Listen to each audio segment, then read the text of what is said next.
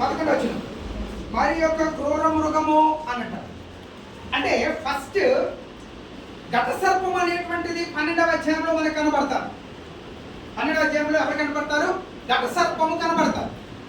13వ అధ్యాయం దగ్గరికి వచ్చేటికి 13వ అధ్యాయం అంతట్లో 2 రకాలైనటువంటి లెక్క 2 క్రూర మృగాలు కనబడతాయి ఈ 18 వచనాల్లో. ఎన్ని క్రూర మృగాలు? 2 క్రూర మృగాలు. ఈ రెండింటికి ఉండేటువంటి తేడాను మీకు నేను జ్ఞాపకం చేస్తాను.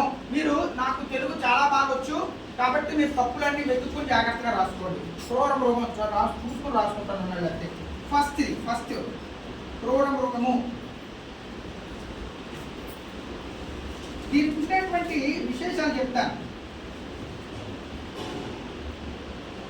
ఒకటి, ఇది ఎక్కడి నుంచి ఎక్కడి వరకు ఉందంటే 1వ వచనం నుండి 10వ వచనం వరకు. ఓకే, ఒకటోది.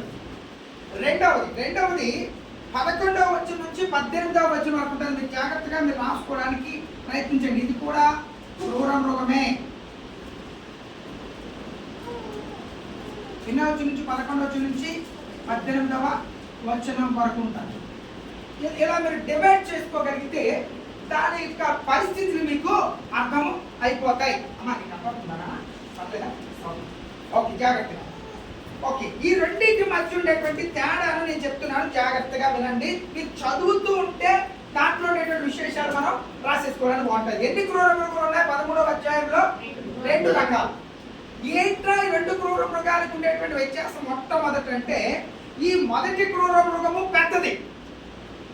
ఎలాంటిది? పెద్దది. రెండవది దీనికన్నా కొంచెము చిన్నది. దీని యొక్క ఆహార్యము రూపం. ఆహారం అంటే రూపం. దాని యొక్క రూపం, దీని రూపము వేరు, దీని రూపము వేరు. మొట్టమొదట మనం జ్ఞాపకం చేసుకోవాల్సినది ఏంటంటే ఇవి ఎక్కడి నుండి వచ్చాయి అనే మాటను మనం ఆలోచన చేస్తే మొట్టమొదటి క్రూర మృగము కొరకు రాయబడిన మాట ఫస్ట్ పాయింట్ లో అది ఎక్కడి నుండి వచ్చింది అంటాడు? 11వ సముద్రములో నుండి వచ్చింది. ఎక్కడి నుంచి వచ్చింది? అది సముద్రములో నుండి వచ్చింది. దీని వెనకాల చాలా సముద్రంలో నుండి. ఓకే, దీని మీద చాలా విశేషాలు ఉన్నాయి. కానీ పోయిన వారం నేను చెప్పాను కదా, ఇప్పుడు ఎవరైతే ఊహించుకుంటున్నారో దానికి ప్రకటన గ్రంథానికి సంబంధము లేదు. ఓకే, వాళ్ళ ఊహలకు అందనంత గొప్ప గ్రంథము ప్రకటన గ్రంథము. ప్రకటన గ్రంథాన్ని ఎందుకు చదవాలి, ఎందుకు ధ్యానించాలి, ఎందుకు వినాలి అంటే దేవుని మనము విడిచిపెట్టబడ్డామా ఇవన్నీ మన జీవితంలో కూడా జరిగిపోతాయి.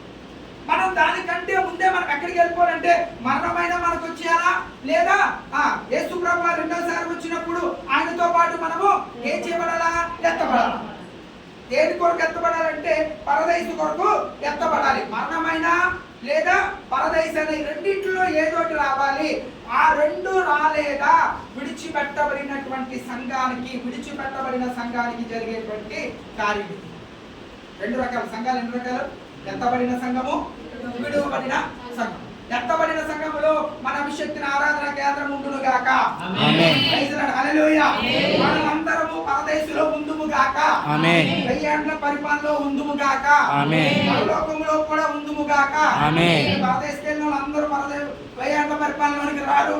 1000 ఏండ్ల పరిపాలనలోనికి వెళ్ళిన వాళ్ళందరూ ఎక్కడికి వెళ్ళరు? పరలోకానికి వెళ్ళరు. గుర్తుపెట్టుకోండి. మీరు ఏమనుకోవచ్చు అంటే మీరు ఒకవేళ మేము పరదేశంలోనికి వెళ్ళిపోతే పరదేశంలో నుంచి 1000 ఏండ్ల పరిపాలనలోకి వెళ్ళిపోవచ్చు. 1000 ఏండ్ల పరిపాలనలోనికి వెళ్ళిన వాడు ఖచ్చితంగా పరలోకం వెళ్తాడన్నటువంటి గ్యారంటీ ఉందా? లేదు. అంటే ఆ 1000 ఏండ్ల పరిపాలన వచ్చినప్పుడు నేను చెప్తాను, 1000 ఏండ్ల పరిపాలనలో యేసు ప్రభుతో మనం ఉన్నా కూడా సాతానుడు వచ్చి మనల్ని ఏం చేస్తాడట? తన వైపు తిప్పుకుంటాడు. గుర్తుపెట్టు. 1000 ఏండ్ల పరిపాలనలో కూడా మనము సాతాను చేత ఏం చేయబడతామో తెలుసా? మోసపోతాము అనేటువంటి సత్యాన్ని మీరు గమనించుకోరు. కాబట్టి దానికి దీనికి సంబంధము లేదు. మీరు ఒక విషయాన్ని గుర్తుపెట్టుకోండి. మొదటి వాడు ఎక్కడి నుండి వస్తున్నాడు? సముద్రములో నుండి వస్తున్నాడు. కాబట్టి మీరు ప్రకటన గ్రంథానికి ప్రస్తుత పరిస్థితులకి మధ్యలో మీరు దేన్ని కూడా నమ్మొద్దని దేవుని సేవకులుగా కోరుతా ఉన్నారు. ఏంటి వీడుకుండేటువంటి ప్రత్యేకత? తర్వాత రెండో దానికోసం నేను మీకు మాట్లాడతాను. మీరు చదివినప్పుడు మీరు పాయింట్స్ తీసుకున్నారో లేదో నాకు తెలియదు, కానీ నాకు ఎన్ని పాయింట్లు వచ్చాయో ఈ రోజు ఉదయం కూడా చదువుకున్నాను నేను. ఈరోజు ఎందుకంటే బోధించాలి కదా, నాకు తెలిసిన ఏమిటి ఎక్కడ ఏది మిస్ అవ్వకూడదని చాలా జాగ్రత్తగా చదువుకున్నాను దాన్ని. ఏంటి ఈ మాటలు మీరు జాగ్రత్తగా వినండి. దీనికి ఉండేటువంటి విశేషం ఏమిటంటే, ఫస్ట్ది సముద్రం నుంచి పక్కన పెడదాం. రెండవది దీనికి ఎన్ని కొమ్ములు ఉన్నాయి? ఎన్ని కొమ్ములు?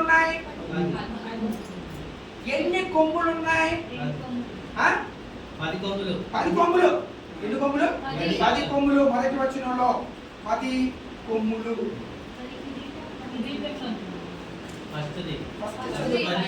ఫస్ట్ వచనమే సరిగ్గా చదువు. 10 కొమ్ములు. దాన్ని జాగ్రత్తగా అనలైజ్ చేసుకోండి. జాగ్రత్తగా మీరు, నేను అందుకే చెప్తా ఉంటాను, మీరు పెన్సిల్స్ కూడా తెచ్చుకోవాలి, బుక్ కూడా తెచ్చుకోవాలి, పెన్ తెచ్చుకోవాలి. ఓకే, ఫస్ట్ది 10 కొమ్ములు ఉన్నాయి. ఈ 10 కొమ్ములకి ఎన్ని కిరీటాలు, ఎన్ని తలలు ఉన్నాయి? అంటే 7 తలలు 10 కొమ్ములు. 7 తలలు 10 కొమ్ములు. మూడోది 7 తలలు ఉన్నాయి. ఎన్ని ఉన్నాయి? 7 తలలు. నేనేమనుకుంటానంటే 7 తలలు అంటే ఒకవేళ అయి ఉండొచ్చు, నేను మీ మీద దాన్ని రుద్దట్లేదు, ఒకవేళ అనుకుంటున్నాను. ఇప్పుడు ఏమండి, ఒక తలకాయ ఉందనుకోండి, ఎక్కడో తలకాయ, ఎక్కడో తలకాయ, ఎక్కడో తలకాయ ఉందనుకోండి. ఎన్ని? ఇదొకటి 7. ఇప్పుడు 10 తలకాయలు అనుకోండి. 10 తలకాయలు ఏదో గూళ్ళు గాయలు అనుకుంటాం. గూళ్ళు ఎంత అందంగా ఉంటాయి. ఏంటి దీనికి ఎన్ని కొమ్ములు ఉన్నాయి అంటున్నాడు? 7 కొమ్ములు. ఒకటి ఇక్కడ పెట్టుకుందాం. 1 2 3 4 5 6. ఇంకెన్ని ఉండాలా?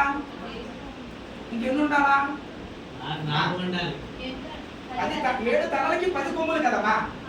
6 అయిపోయి అనుకున్నాం. ఇంకెన్ని ఉండాలా? 4 దీని మీద పెట్టాను. ఏమండి చూడడానికి నాకు ఏంటిది ఏ గుంపది శామగంపలా కనపడుతుంది.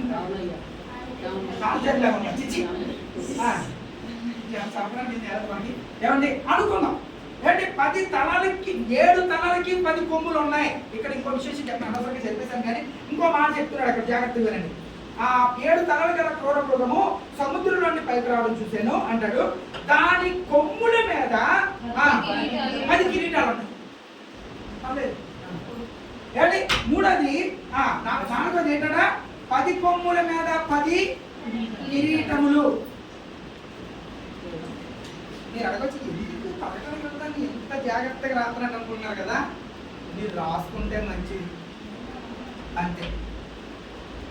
మీరు మీ బుర్రలో అయినా పెట్టుకోండి, రాసుకోండి, అది చాలా మంచిది మీకు. ఓకే, జాగ్రత్తగా. అందుకనే నేను బోర్డు పెట్టి మరి రాత్రి మామూలుగా వాక్యం చెప్పేది నేను. ఓకే, జాగ్రత్తగా చూడండి. 10 ఎక్కడి నుండి వచ్చింది అది? దానికి ఎన్ని కొమ్ములు ఉన్నాయి? ఎన్ని తలలు ఉన్నాయి? ఎన్ని కిరీటాలు ఉన్నాయి?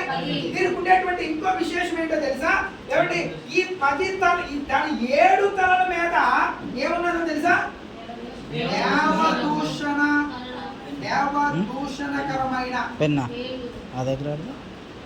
కరమైన అంటే దేవుణ్ణి తిట్టేటువంటి పేర్లు.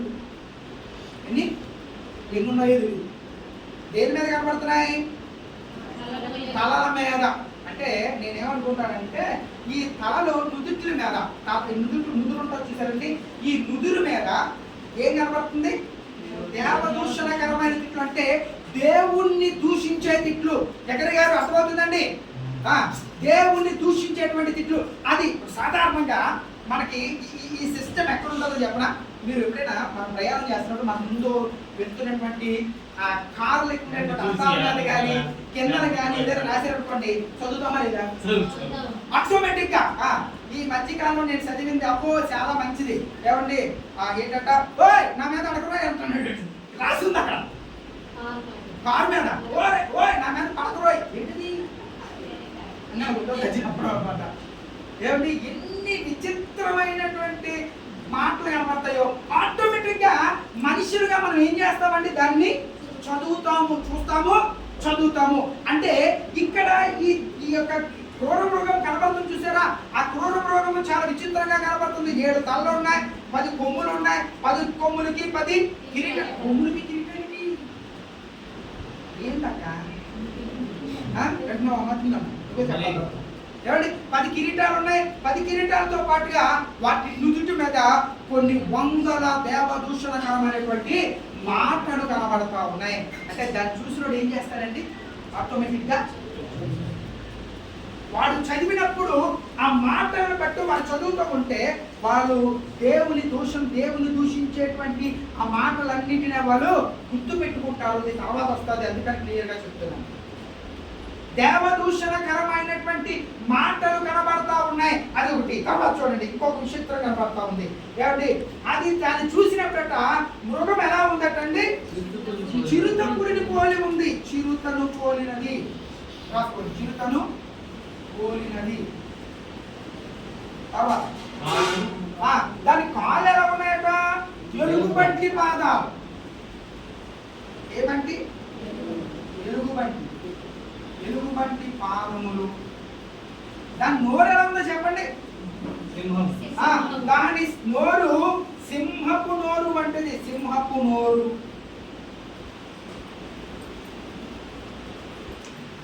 ఓకే, చూడండి. అంటే మీకు ఆ క్రూర మృగం ఎలా ఉందో అర్థమైపోయింది. మీరు ఇమాజినేషన్ చేసుకోండి, ఊహించుకోండి ఒకసారి. ఏమండి, అదేమో చూడడానికి చిరకపులిలాగా ఉంది. దాని కాళ్ళేమో ఎలుగుబంటి లాంటి కాళ్ళు, 4 కాళ్ళు. దాని నోరు, ముఖం కాదు, దాని నోరట ఎలా ఉందండి? సింహపు నోరు. దానికి 7 తలలు, 10 కొమ్ములు. 10 కొమ్ముల మీద 10 కిరీటాలు, 7 తలల మీద దేవదూషణకరమైనటువంటి మాటలు. ఇవన్నీ మీకు అర్థమైపోయాయి కదా? అర్థమైందా? అది క్రూర మృగం ఉండే. దీనికి ఇంకా విశేషాలు ఉన్నాయి. అయిపోలే, ఎన్ని విశేషాలు. నాకు ఎంత విచిత్రం అనిపించిందంటే దీన్ని ఎంత జాగ్రత్తగా ప్రభు వారు రాయిస్తున్నాడో మనం ఆలోచన చేయాలి. ఆ కుర్చీ కిందకండి. ఏమంటాడంటే, ఆ ఘట సర్పము దాని సింహాసనమును గొప్ప అధికారమును ఇచ్చెను అని ఉంటుంది అక్కడ. అంతేనా? దానికి ఆ ఘట సర్పము తన బలమును తన సింహాసనం ఇచ్చెను. ఎక్కడుంది ఘట సర్పం? ఘట సర్పం ఎక్కడుంది? 12వ అధ్యాయంలో కనబడుతుంది కదండి. 12వ అధ్యాయంలో మీరు 7వ వచ్చిన 8వ వచ్చిన చదవండి ఒకసారి. 7వ అధ్యాయం 8వ వచ్చిన, 12వ అధ్యాయం 8వ వచ్చిన.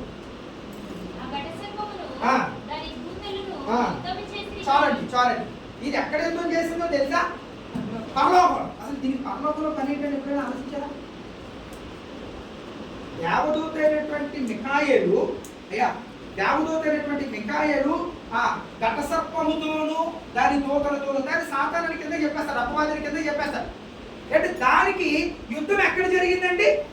పరలోకంలో జరిగింది. మీరు ఒక విషయం గుర్తుపెట్టుకోవాలి. ఈ యుద్ధము మొదట్లో జరిగిన యుద్ధానికి సంబంధము లేదు. మొదట్లో ఒక యుద్ధం జరిగింది. ఎవరికి? దేవుడు ఒక తోడు తంతే ఎక్కడ వచ్చి పడిపోయాడు? మొదటి వచ్చిన తర్వాత దేవుని యొక్క సన్నిధిలో దేవుని కంటే ఉన్నతంగా దాని సింహాసనాన్ని హెచ్చించుకోవాలనుకున్నప్పుడు ఒక తల్లి చూడండి. ఎస్ఐ కదా 14వ అధ్యాయంలో మనకు కనబడతా ఉంటుంది. నేను అక్కడి నుంచి పడిపోయాడు కదా. అక్కడ పడిపోయిన తర్వాత మళ్ళా పైకి వచ్చాడు. వాయుమండలం మీద ఆయన సింహాసనాన్ని వేసుకున్నాడు. అక్కడి నుంచి ఎక్కడికి వెళ్ళిపోతా ఉండేవాడు? యోగ గ్రంథం మనం చూస్తూ ఉంటాం. యోగ గ్రంథం 1వ అధ్యాయం 2వ అధ్యాయంలో ఏం చూస్తామండి? పరలోకానికి వెళ్ళిపోతాడు. దేవుడు ఎంత గొప్ప కలిగిన చెప్పనా? ఆడి శత్రువు అని తెలిసినా, ఆడి వల్ల ఎంత నష్టం జరగబోతుందో తెలిసినా ఎందుకు వచ్చావు అని అడగ. రెండింటికి చాలా అడుగుతుంది కదా. సాతాను ఎందుకు వచ్చావు అని అడగలే, ఎక్కడి నుంచి వచ్చావు అని అడిగాడు. ఎంత నాకు అనిపిస్తూ ఉంటుంది. క్రీస్తులాగా మారడం అంటే అదేనండి. క్రీస్తులాగా మారడం అంటే ఏంటంటే నీ శత్రువుని కూడా ఆడు నీకు హాని చేస్తాడని తెలిసినా కూడా, వాడి వలన నీ జీవితము పాడైపోయిందని తెలిసినా కూడా వాడు నువ్వు సన్మానించడమే క్రైస్తవ్యం అండి. ప్రకటన గ్రంథం ఊరికే రాయలే. ఏమిటి? నీటిలోనికి రాకుండా ఉండాలంటే దీంట్లో ఉన్నవేమి నీ దగ్గర ఉండడానికి వీలు లేదని చెప్పడానికి రాయబడిన గ్రంథం ప్రకటన గ్రంథం. ఊరికినే రాయించలేదు. ఎందుకని? ఊరికినే సేవకులు దాన్ని బోధించట్లేదు. ఎందుకు చెప్తున్నారో తెలుసండి? ఇందులో ఏవైతే వాళ్ళు కలిగి ఉన్నారో వాళ్ళు కలిగి ఉన్నవి మనం కలిగి ఉండకుండా ఉండడం కొరకే ఇవన్నీ కూడా రాయించబడ్డాయి. వీడు ఎక్కడ యుద్ధం చేశాడండి? పరలోకంలో యుద్ధం చేశాడు. తోసివేయబడ్డ అదంతా పక్కన పెడదాం. ఆడట దీనికి ఏమి ఇస్తున్నాడటండి? అధికారం ఇస్తున్నాడటండి. ఎవరు? ఆ ఘట సర్పము, అపవాది, సాతానని పిలువబడేటువంటి వాడు దీనికి అధికారం ఇస్తున్నాడు. అది కూడా రాసుకోండి. ఎవరి వలన అధికారం పొందాడు వీడు? ఘట సర్పము వలన.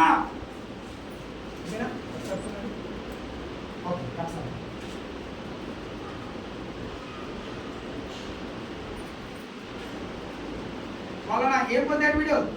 అధికారం. ఏ అధికారం చూడాలి?